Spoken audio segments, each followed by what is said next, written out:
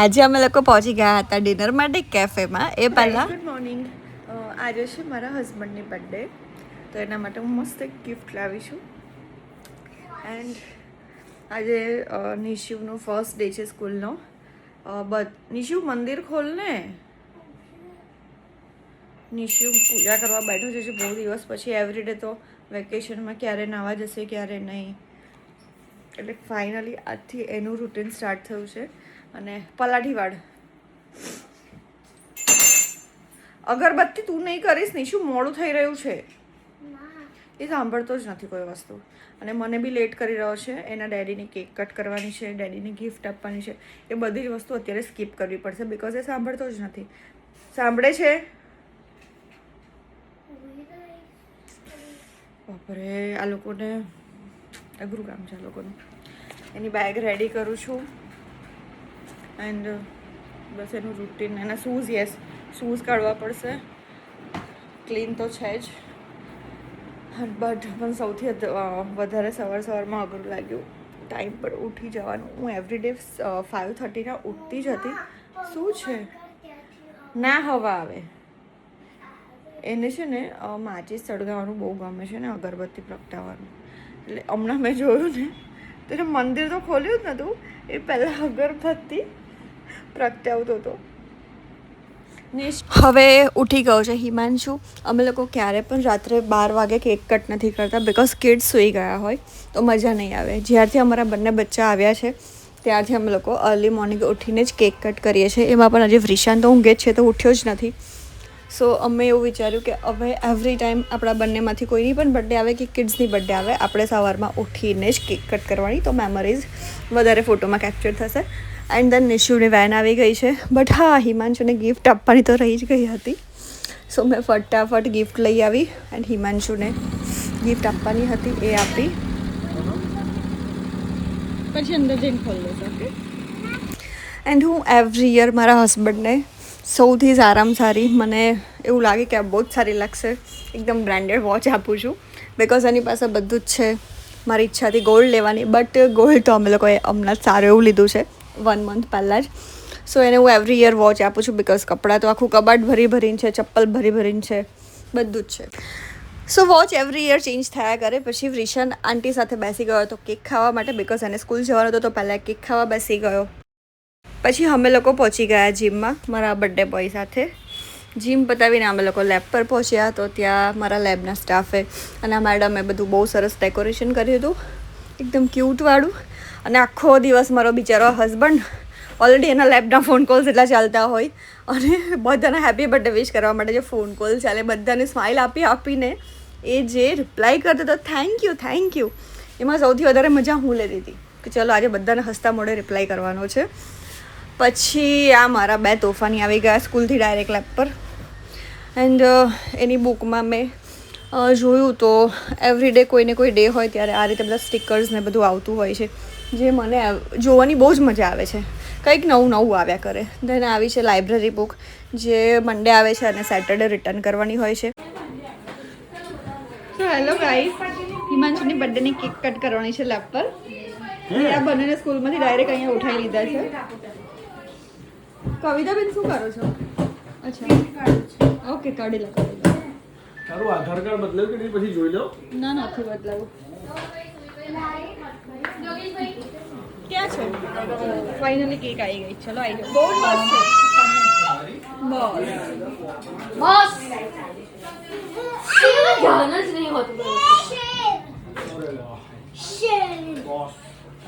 સો સૌથી વધારે ખુશી હિમાંશુને બોસ લખેલું હતું ને ત્યાં બહુ જ ખુશી થઈ.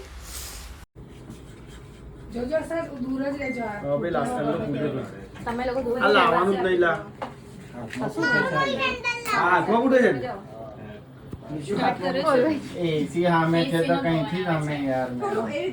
ગાઈસ કેક કટ થઈ ગઈ છે અને કેક કટ થયા પછી અમારી લેબની કેબિનની હાલત તો જો. લેબમાં કેબિનની હાલત એટલી ગંદી કરી છે. સ્પ્રે અને અમારું લંચ છે આ વેજ બિરયાની, જે અમે દરેક વાર કોઈ બી ઓકેઝન કે કંઈ બી હોય ત્યારે બનાવડાવીએ છીએ. આ મેડમ કોઈ જગ્યાએ ઓર્ડર આપે છે અને બહુ ટેસ્ટી હોય છે. અને શું હાલત કરી છે. બધી જો કેક આ કેક અહીંયા પડી છે કોઈના પગમાં ના આવે મેડમ આ શું કરે છે આ લોકો રસોઈયા છાસ રેડી કરે છે લે આ ફિયાન આપી દે જા આ શું છે છાસ અલા હું કારબૂચ લઈ આયા છાસનું કારબું લઈ આવ્યા છે આખું સો ગાઈઝ અમે હવે ડિનર કરવા સોરી લંચ કરવા બેસીશું એન્ડ મળીએ ઓકે છોકરાઓ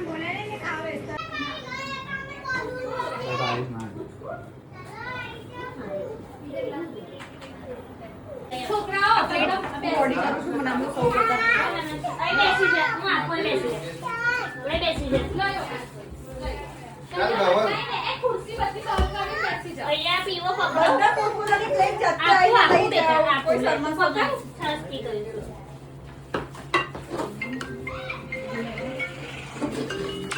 લાવ મને સોડા હેલો સલાડ મૂકી દેવું તો કોણ મુનાને મેં તો સલાડ મૂકી કરી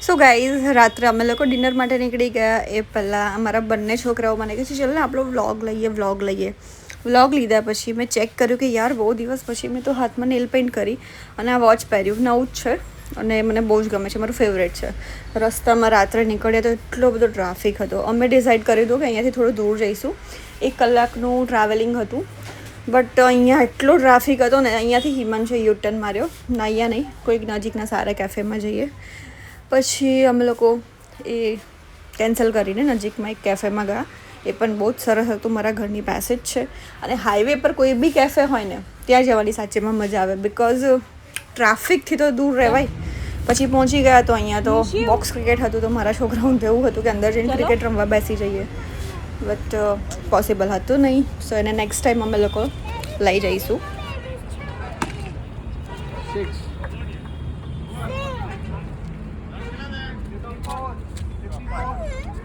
આ કેફેમાં મને લાઇટિંગ બહુ જ ગમી હતી સ્પેશિયલી ફોટોઝ માટે મને મજા આવશે એન્ડ ગાઈઝ અમે લોકો અહીંયા એન્ટર થયા તો નિશુ કહે છે ચલો આપણે આપણો વિડીયો લઈએ અને અહીંયા સાઉન્ડ એકદમ લાઇટ વાગતું હતું જે બેસીને ડિનર કરવાની બહુ જ મજા આવે સાંભળતા એન્ડ અહીંયા ફૂલ જોઈને તો મારા છોકરાઓ ગાંડા થઈ જાય બસ એમને નાવું હતું અહીંયા યપ મેં નાના પુલમાં અને વૃષણ બી નાના પુલમાં ઓકે અને તમે મોટા પુલમાં ઓકે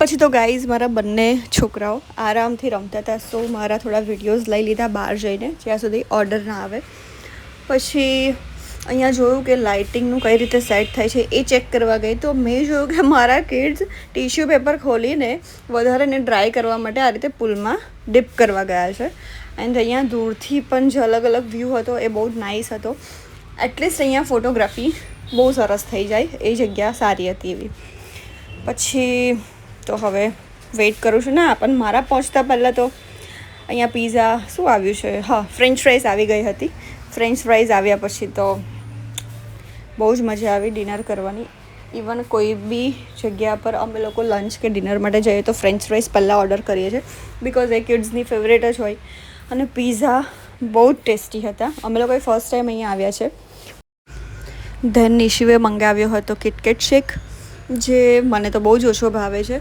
પણ બંને જણને એકમાંથી જ પીવું હતું તો કંઈ નહીં એ બંને એમનું એન્જોય કરે છે હું શાંતિથી બેઠા એમના ફોટોઝ વિડીયોઝ લેતી હતી એન્ડ ડિનર પતાવ્યા પછી એક અહીંયા આ જગ્યા બહુ સરસ છે જ્યાં આખો મિરર મૂક્યો છે જેમાં બેકગ્રાઉન્ડથી લઈને ફોટોઝ ને લાઇટિંગ બધું બહુ જ નાઇસ આવે છે એમાં મેં સારા એવા ઘણા બધા પિક્ચર્સ લીધા છે જે હું મારા ઇન્સ્ટાગ્રામ અકાઉન્ટમાં પોસ્ટ કરીશ એન્ડ લાસ્ટમાં મારો છોકરો એટલે નિશિવ એ કહે છે લાવો તમારા ફોટોઝ ક્લિક કરો હિમાંશુ થોડું બહુ જ ગરમી હતી તો બધું સેટ કરીને કહે છે ચલો આપણે આપણા બે ફોટો વિડીયો લઈએ સો આજના માટે આટલું જ છે C you in my next vlog